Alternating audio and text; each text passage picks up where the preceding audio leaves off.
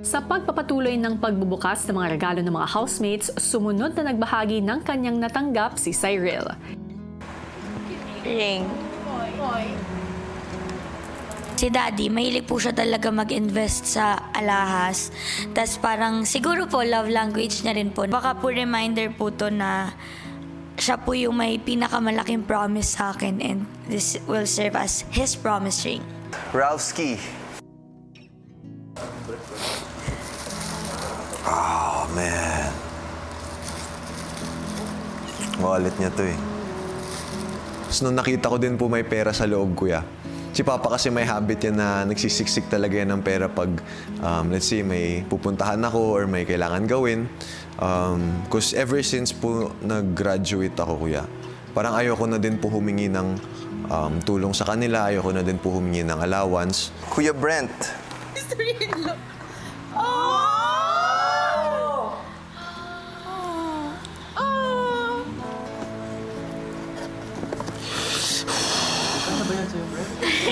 Yata kasi sa akin to, kaya naiyak ako, bro.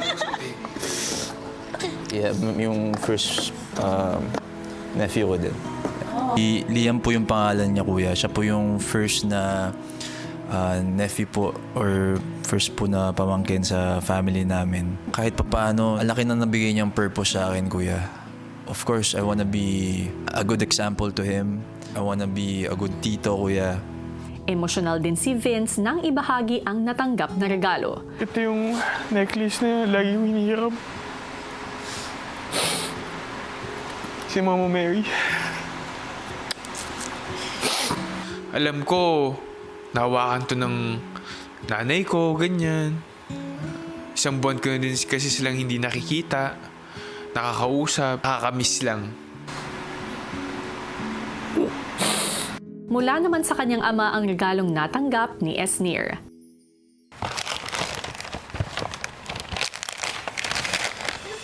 Ay! Bruh, it's the...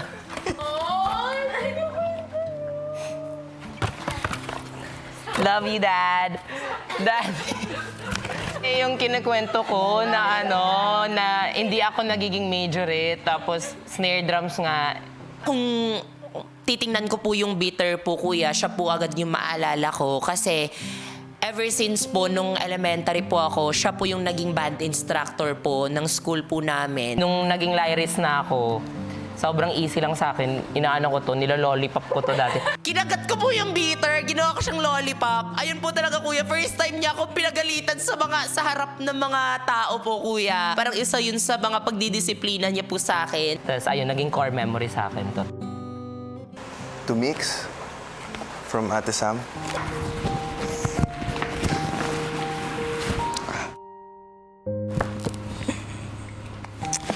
It's from my sister. Sweet home. Kasi kuya, yung t-shirt na ganun, yun kasi lagi yung pinapadala namin pagka nagpapasalubong kami from abroad, ganyan.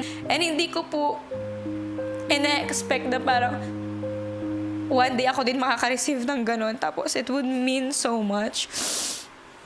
Wala, kuya. Parang sobrang close niya sa home. I love you, ate.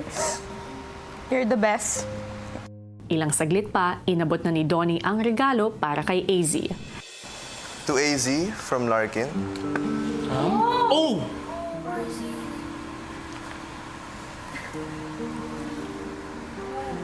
Oh, no.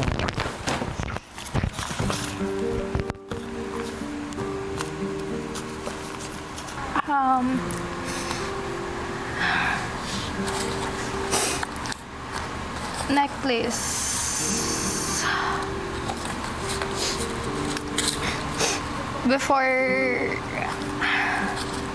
Before coming in here,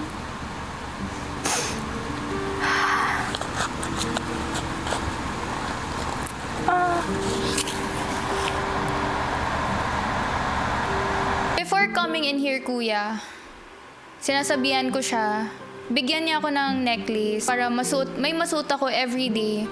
Kung manunood man siya, makikita niya na suot ko. Meaning nun na mahal ko pa rin siya. Trust niya lang ako, tsaka kami pa rin. Hindi niya kailangan mag-worry kasi nandun pa rin sa kanya yung puso ko, kuya, mga ganun. Sorry. Dahil hindi pa siya handang magbahagi, ay hinayaan muna ng mga housemates na makapagproseso si AZ. Actually, na-feel ko talaga yung mga emotions ninyo. Kahit kakapasok ko pa lang, hindi biro yung mga pinagdaanan ninyo. Pero, nandito pa rin kayong lahat. So, I think you deserve a round of applause.